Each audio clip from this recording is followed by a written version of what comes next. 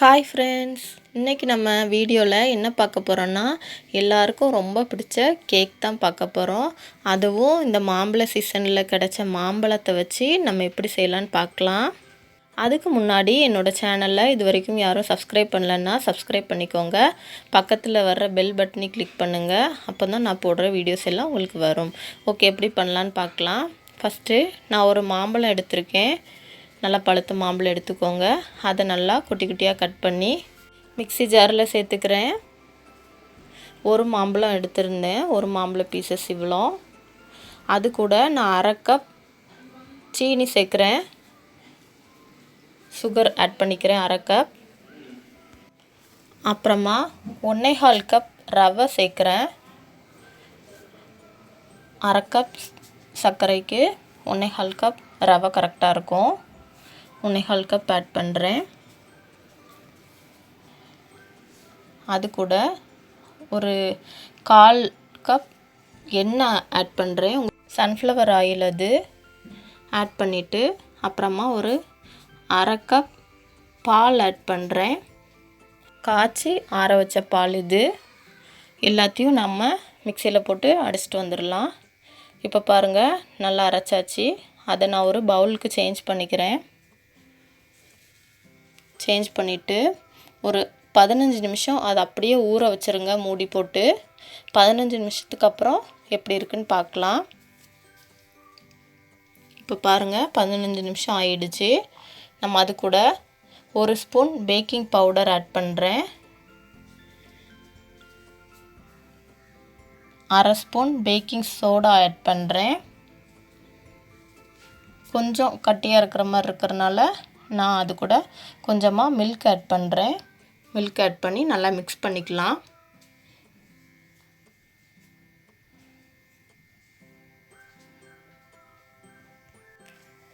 இப்போ நம்ம cake batter ரெடியாக இருக்குது. நான் ஒரு கேக் டின்னு என்கிட்ட இல்லை, அதனால் வீட்டில் உள்ள பாத்திரம் தான் எடுத்திருக்கேன். அதில் நல்லா கீழே நல்லா நெய் தடவி வச்சுக்கலாம். ஒரு பட்டர் பேப்பர் போட்டு ஃபுல்லாக அந்த பாத்திரம் ஃபுல்லாக நல்லா நெய் தடவி வச்சுக்கலாம். வச்சுட்டு நம்ம ரெடி பண்ணி வச்சுருக்கிற பேட்டரை அதோடு சேர்த்துடலாம். சேர்த்துட்டு நல்லா 2 நேரம் டேப் பண்ணி விட்டுக்கலாம், தட்டி விட்டுக்கலாம். ஏர் பபிள்ஸ் எதுவும் இருந்தால் ரிலீஸ் ஆயிரும். ஸோ நல்லா தட்டி விட்டுட்டு அதை இப்போ நம்ம குக்கரில் வச்சு செய்ய போகிறோம். அதுக்கு முன்னாடி கொஞ்சம் கார்னிஷ் பண்ணிடலாம். நான் முந்திரி பருப்பு, பாதாம் பருப்பு அதை குட்டி குட்டியாக கட் பண்ணி அதில் மேலே சேர்த்துக்கிறேன். பார்க்குறதுக்கு அழகாக இருக்கும், சாப்பிடும் போது ரொம்ப டேஸ்ட்டாக இருக்கும். ஸோ அந்த குட்டி குட்டியாக கட் பண்ண பாதாம், முந்திரி, பிஸ்தா எல்லாத்தையும் அது கூட மேலே அப்படி தூவிக்கிறேன். பார்க்க அழகாக இருக்குல்ல? இந்த மாதிரி பண்ணிவிட்டு குக்கரில் வைக்கணும். நம்ம குக்கரில் வைக்கிறதுக்கு முன்னாடி குக்கரை 10 நிமிஷத்துக்கு முன்னாடி ப்ரீ ஹீட் பண்ணணும். சிம்மில் வச்சு 10 நிமிஷம் குக்கரை அப்படி வச்சுருங்க. அதுக்குள்ளே ஒரு ஸ்டாண்ட் வச்சு நம்ம கேக் ஊற்றி வச்சுருக்க அந்த பாத்திரத்தை அதில் வச்சிடலாம். வச்சுட்டு மூடி போட்டுருங்க. மூடி போடுறதுக்கு முன்னாடி அதில் உள்ள கேஸ்கட்டும் விசிலும் எடுத்துடணும். அந்த ரெண்டும் போடக்கூடாது. இப்போது மூடிடலாம். மூடி வச்சுட்டு ஒரு 40 to 45 நிமிஷம் கழித்து நம்ம கேக் எப்படி இருக்குன்னு பார்க்கலாம். வாவ், சூப்பராக வந்திருக்கு நம்ம கேக். பார்த்தீங்களா? ஒரு குச்சி வச்சு குத்தி பாருங்கள், வெந்திருக்கா வேகலையான்னு. பார்த்தா ஒட்டாமல் வந்துருந்துச்சுன்னு சொன்னால் வெந்துருச்சுன்னு அர்த்தம். சூப்பர் கேக் செம்மையாக இருக்குது. பாருங்கள், நல்லா சாஃப்டாக வந்திருக்கு. தொட்டு பார்க்கவே நல்லா சாஃப்டாக இருக்குது. இனி இதை நம்ம ஒரு பிளேட்டுக்கு ட்ரான்ஸ்ஃபர் பண்ணிடலாம். அந்த கத்தியை வச்சு ஓரங்களை கொஞ்சம் சுற்றி விட்டுக்கோங்க, அப்போ தான் ஒட்டாமல் அழகாக வரும். இப்போ பிளேட்டுக்கு ட்ரான்ஸ்ஃபர் பண்ணிடலாம்.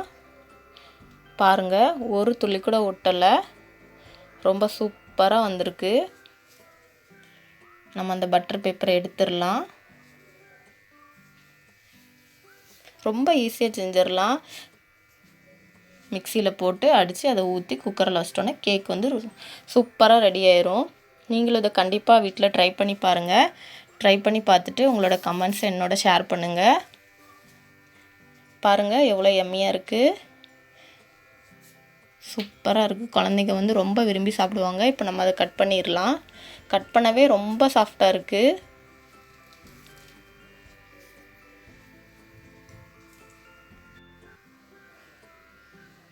பாருங்கள் ஃப்ரெண்ட்ஸ், சூப்பராக வந்திருக்குல்ல.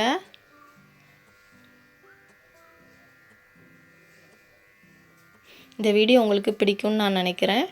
என்னோடய வீடியோ பிடிச்சிருந்துச்சின்னு சொன்னால் கண்டிப்பாக லைக் பண்ணுங்கள், ஷேர் பண்ணுங்கள், மறக்காமல் என்னோடய சேனலை சப்ஸ்கிரைப் பண்ணுங்கள்.